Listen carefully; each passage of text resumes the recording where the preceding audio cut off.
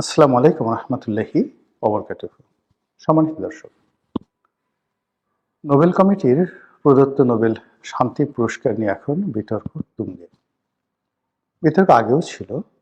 বলা হতো যে এই পুরস্কারটি হলো সাম্রাজ্যবাদী যে শক্তি রয়েছে আমেরিকা এবং তাদের দোসর ইউরোপ, তাদের একটি হাতিয়ার তৃতীয় বিশ্ব এবং দ্বিতীয় বিশ্বের উপর যে তাদের আধিপত্যবাদ প্রতিষ্ঠা এবং সেই প্রতিষ্ঠার ক্ষেত্রে যারা বিভিন্ন সময়টিতে তাদের হাতিয়ার রূপে কাজ করে, ইনস্ট্রুমেন্ট হিসেবে কাজ করে, দালাল রূপে কাজ করে, ফড়িয়া রূপে কাজ করে এবং যাদের মাধ্যমে তারা তাদের যে রাজনীতির নোংরা খেলাগুলো রয়েছে এগুলো তারা বাস্তবায়ন করতে চায়, তাদেরকে এই ধরনের পুরস্কার দিয়ে মূলত লাইমলাইট আনা হয়। এবং এই ধরনের একটি পুরস্কার দেওয়ার জন্য যারা ক্ষেত্র বিশেষে একজন মানুষকে সেই যৌবনকাল থেকে টার্গেট করে, কখনো ঠিক স্কুল জীবন থেকেও টার্গেট করে, যেমন পাকিস্তানের মালালা ইউসুফজাই। তো তাদেরকে টার্গেট করে, গ্রুমিং করে, সারা দুনিয়াতে তাদেরকে পরিচিত করে। আপনারা যদি খুব ভালো করে মালালা ইউসুফজাইকে লক্ষ্য করেন তাহলে দেখবেন যে সে এই নোবেল পুরস্কার পাওয়ার পর সেখানে গিয়ে ইংরেজিতে যে ভাষণ দিয়েছেন, এটা তার ভাষণ নয়, তাকে শিখিয়ে দেওয়া হয়েছে, শুধু পড়তে বলা হয়েছে। এবং ওইরকম একটা ভাষণ দেওয়ার জন্য তাকে যে ট্রেনিং দেওয়া হয়েছে, এটা স্পষ্টতই বোঝা যায় যে পাকিস্তানের অজপাড়াগাঁয়ের একটি কিশোরী মেয়ে এত বড় একটি আঘাত পাওয়ার পর তার মস্তিষ্কের একটা অংশ রীতিমতো উড়ে গেছে। সেখান থেকে সুস্থ হওয়ার পর, চিকিৎসার পর তার মুখটা ব্যাকা হয়ে গেছে। সেই মেয়ে এত চমৎকার ইংরেজিতে, মানে সে নোবেল কমিটির সামনে বক্তব্য দিচ্ছে, আবার পরবর্তীতে ব্রিটিশ পার্লামেন্টে, কানাডিয়ান পার্লামেন্টে সে বক্তব্য দিচ্ছে। এটা আনবিলিভেবল। এটা পশ্চিমা সাম্রাজ্যবাদী শক্তির একটা মাস্টার প্ল্যানের অংশ হিসেবে এরকমভাবে অনেককে তৈরি করা হয়। কিন্তু এই বিষয়গুলো আমরা জানতাম বা আমরা বলতাম, কিন্তু হাতে কলমে এটার কোনো তথ্য আমাদের ছিল না। কাজগুলো এতটা কৌশলে করা হতো। যেমন ধরুন, মায়ানমারের অং সান সুচি, তাকে এই নোবেল পুরস্কার দেওয়া হলো, শান্তি পুরস্কার দেওয়া হলো। কিন্তু তার আগে তাকে তৈরি করা হলো গণতন্ত্রের মানস কন্যা রূপে। তার পিতা ছিলেন মায়ানমারের প্রতিষ্ঠাতা এবং মায়ানমারের সামরিক জান্তা মূলত চীনের যে প্রভাব, সে প্রভাবকে ব্যবহার করে পুরো মায়ানমারে যে সামরিক শাসন আজ অবধি জারি করে রেখেছে, তার বিপরীতে গণতন্ত্রের জন্য একজন মহিলা চেষ্টা করে যাচ্ছেন। এটা সারা দুনিয়ার মানুষ তাকে ওইভাবে শ্রদ্ধা জানাতো, সম্মান জানাতো। তার একটা পলিটিক্যাল ব্যাকগ্রাউন্ড আছে এবং তিনি অক্সফোর্ডের ছাত্রী। অক্সফোর্ড ইউনিভার্সিটিতে পড়াশোনা করেছেন। তার হাজব্যান্ড একজন ব্রিটিশ নাগরিক। অসাধারণ চমৎকার ভাষায় তিনি ইংরেজি বলেন, আধুনিক, এবং যাকে বলা হয় পুরো মায়ানমারের শত শত বছরের ইতিহাসে যাকে বলা হয় একেবারে রয়্যাল ব্লাড লাইনের দিক থেকে অং সান সুচির পর্যায়ের কোনো মানুষ নেই। তো তাকে নোবেল পুরস্কার দেওয়া হলো। চীনের সঙ্গে তিনি কন্ট্রাডিক্ট করলেন, দীর্ঘদিন গৃহবন্দী থাকলেন, সারা পৃথিবীর জনমত তার দেখে গেল। ফলে তিনি ক্ষমতায় এলেন এবং ক্ষমতায় এসে পুরো মায়ানমারের আজকের যে দুরবস্থা, মার্কিন পলিসিতে তার যে ব্যর্থতা এবং আমাদের দেশের যে রোহিঙ্গার সমস্যা, এর সবই এই শান্তির দূত অং সান সুচির কুকর্মের ফল। ফলে আমেরিকার এই প্রজেক্ট ব্যর্থ হয়েছে এবং তারা অং সান সুচির মাধ্যমে যে বার্মা অ্যাক্ট বাস্তবায়ন করার চেষ্টা চালাচ্ছিল, সেটা হলো না। সেটা না হওয়ার কারণে এখন তারা বাংলাদেশকে নিয়ে যে খেলছে এবং বাংলাদেশের ভূমি ব্যবহার করে যে রোহিঙ্গাদেরকে খালি করে তারা সেখানে মার্কিন ডিপ স্টেটের পলিসি অনুযায়ী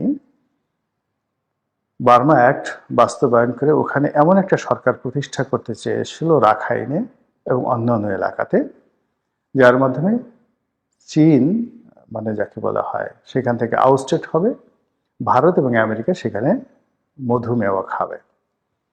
এখন তারা সেই কাজে পুরো বুমেরাং একটা অবস্থা তৈরি হয়েছে যে রোহিঙ্গাদেরকে তারা তাড়িয়েছে, এখন সেই রোহিঙ্গাদেরকে তারা অস্ত্র দিয়ে সাহায্য করতে চাচ্ছে। এবং রোহিঙ্গাদের সঙ্গে এখন মায়ানমারে চীনপন্থী যে আরাকান আর্মি রয়েছে তাদেরকে বেইমান বানানোর জন্য অর্থ এবং অস্ত্র এটা দিয়ে মায়ানমারের যে জান্তা সরকার, যারা 100% চীনাপন্থী, তাদের বিরুদ্ধে লড়াই শুরু করার জন্য আমেরিকা এই বাংলাদেশের ভূমি ব্যবহার করার চেষ্টা করছে। এবং সেখানেও এই নোবেল শান্তি পুরস্কারের একটা কারসাজি রয়েছে। এই কথাগুলো আমরা বলতাম বা চিন্তা ভাবনা করতাম, কিন্তু এটাকে ঠিক ঘৃণার পর্যায়ে আমরা কখনো নিতে পারিনি যেভাবে তারা সাম্প্রতিক অর্থাৎ এই বছর নোবেল পুরস্কার দেওয়া হয়েছে ভেনেজুয়েলার মাসাদোকে, এক ভদ্রমহিলা রাজনৈতিক কর্মী। তো সেই মাসাদোকে দেওয়া হয়েছে মূলত সেখানে যে কমিউনিস্ট সেমি কমিউনিস্ট যে সমাজতান্ত্রিক সরকার, আগে ছিলেন হুগো চ্যাভেজ আর এখন মাদুরো। তো হুগো চ্যাভেজকে মানে উচ্ছেদের জন্য অনেক চেষ্টা করা হয়েছে, আর মাদুরোকে উচ্ছেদ করার জন্য তারা এই গত 1 দশক ধরে সেখানে যে বিনিয়োগ করছে, সেই বিনিয়োগের ফলশ্রুতিতে একেবারে এই মুহূর্তে এসে আমেরিকার দেয়ালে পিঠ থেকে গেছে। এখন আর তাদের আসলে ওটা এমন একটা ফোড়া হয়ে গেছে, ওই ফোড়ার কারণে তাদের নিজেদের জীবনহানির আশঙ্কা তৈরি হয়েছে। তখন তারা সেখানে 20,000 সৈন্য পাঠিয়ে 20,000 সৈন্য পাঠিয়েছে। 8,000 ছিল হলো তাদের জাহাজে, আর বাকি 12,000 সৈন্য তারা সেই কারাকাস ভেনেজুয়েলার রাজধানী সেখানে তারা মোতায়েন করে যে অপারেশন তারা চালিয়েছে প্রেসিডেন্টের প্রাসাদে, সেই অপারেশন চালিয়ে মাদুরোকে ধরে নিয়ে তারা আমেরিকাতে এখন বিচারের মুখোমুখি করছে। এবং এই ঘটনার পর সবাই জানে যে ওই যে নোবেল শান্তি পুরস্কার দেওয়া হয়েছে মাসাদো, তাকে ক্ষমতায় বসানো হবে, যদিও সেটা এখনো সম্ভব হচ্ছে না। এখন রীতিমতো যুদ্ধাবস্থা, মানে আমেরিকা যা চাচ্ছে সেটা যদি তাদেরকে অর্জন করতে হয় তাহলে পুরো তাকে ভেনেজুয়েলার জনগণের সাথে যুদ্ধ করতে হবে, সেনাবাহিনীর সাথে যুদ্ধ করতে হবে, এবং সেখানে আলটিমেটলি সিভিল যাকে ওয়ার রীতিমতো শুরু হওয়ার একটা পর্যায়ে রয়ে গেছে। ওখানে আমেরিকার একটা বিরাট দল আছে, দাবিদার আছে, দালাল আছে, সেনাবাহিনীর মধ্যে আছে, আমলাতন্ত্রের মধ্যে আছে, রাজনীতির অঙ্গনে আছে, এবং সব কিছুই তারা পেট্রোনাইজ করেছে এই একটি নোবেল পুরস্কার দিয়ে মাসাদোর মাধ্যমে। তো অং সান সু চি, মাসাদো, এর বাইরে চীনের এক ভদ্রলোককেও তারা যাকে বলা হয় নোবেল পুরস্কার দিয়েছিল।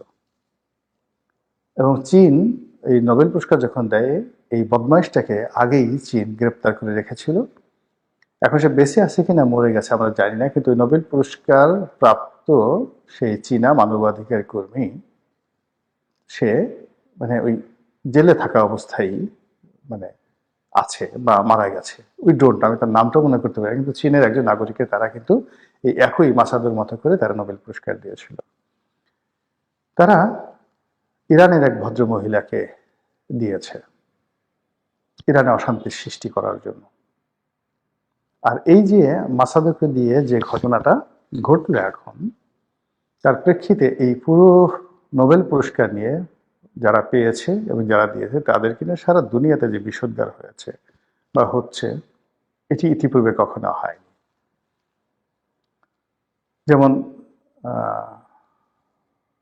উত্তর কোরিয়ার নেতা কিম জং উন, তিনি সরাসরি বলেছেন যে মাসাদোরকে উপলক্ষ করে বলেছেন যে যেদিন মাসাদোর নাম ঘোষণা করা হলো ওই দিনই তাকে ক্রস ফায়ারে মেরে ফেলা উচিত ছিল।